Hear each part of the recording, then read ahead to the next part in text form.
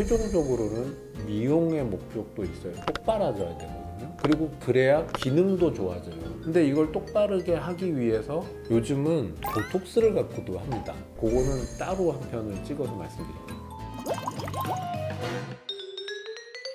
보톡스는 이제 보툴리눔 톡신인데요. 그냥 다들 아시죠? 보톡스라고 하는 거는 신경을 일시적으로 마비시키는 독소인데 보톡스의 활용이요 어마어마해요. 비만 치료에도 씁니다.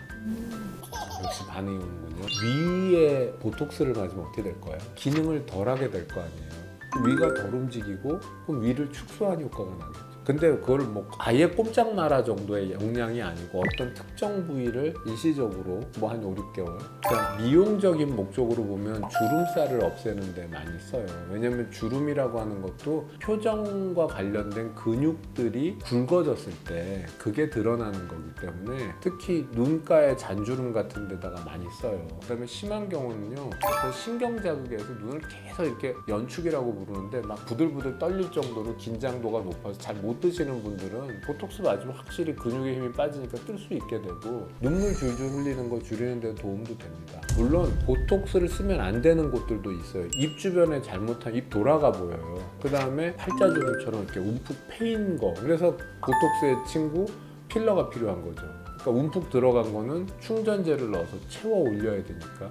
제가 뭐 그런 미용 성형을 하는 사람은 아니라 잘은 모르지만 어쨌건 보톡스라고 하는 것도 이미 우리 주변에 너무 많이 활성화되어 있는 친구 같은 것이에요. 그리고 어떻게 보면 큰 수술로 해결할 수 있었던 그런 거를 쉽고 간단하게 위험도를 낮춰준 좋은 시술 방법이기도 해요. 그거를 어떤 과에서든지 잘 활용하고자 연구를 하는 게 맞고 사시에서도 근육을 자르고 붙이고 막 이럴 게 아니라 이 근육의 힘을 좀 약하게만 하면 얘가 올 수 있지 않나. 작은 보톡스의 주사를 이용해서도 할 수 있다는 거죠.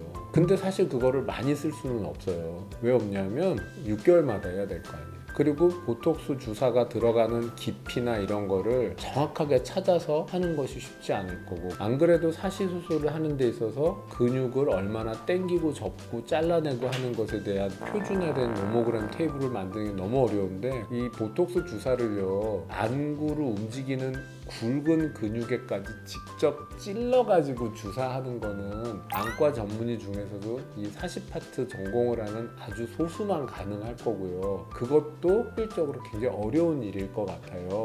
거기에 보톡스 용량과 농도를 다 계산해서 이거는 현실적으로 어렵기 때문에 주로는 한쪽 눈에 신경이 마비가 돼서 확 안으로 뭐 땡겨 들어오면서 복시가 됐어요. 그러면 땡기는 근육을 일시적으로 보톡스로 마비시키면 그런 식으로는 할 수 있겠다는 거예요. 그러니까 보톡스를 가지고 사시를 교정한다는 거는 어떤 마비성 사시에 의한 복시를 줄이는 그런 효과는 있는데 아이들에게 교정하는 그런 일반적인 내사시 외사시를 고치는 데에는 적절한 대상은 아니다.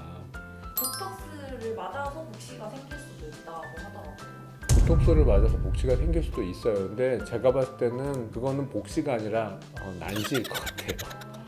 왜냐하면 이게 복시와 난시 이 단어는 계속해서 사람들이 헷갈려 하는데 그거보다는 눈가 잔주름을 없애기 위해서 눈 주변에 주사를 했는데 아침에 일어났더니 눈꺼풀 뜨는 게 한눈 이만해졌는데 한눈 안 올라가. 그러면 동그란 각막에 눈꺼풀이 누르는 텐션이 달라지면 난시가 나타나요. 그런 거는 흔하게 있을 수 있습니다. 그러나 과하거나 잘못 맞으면 눈을 들어 올리는 근육이 마비가 돼버리거나 하면 문제가 생길 수 있겠죠. 물론 몇 달 지나면 돌아오겠지만 그 사이에 굉장히 불편할 수도 있어요.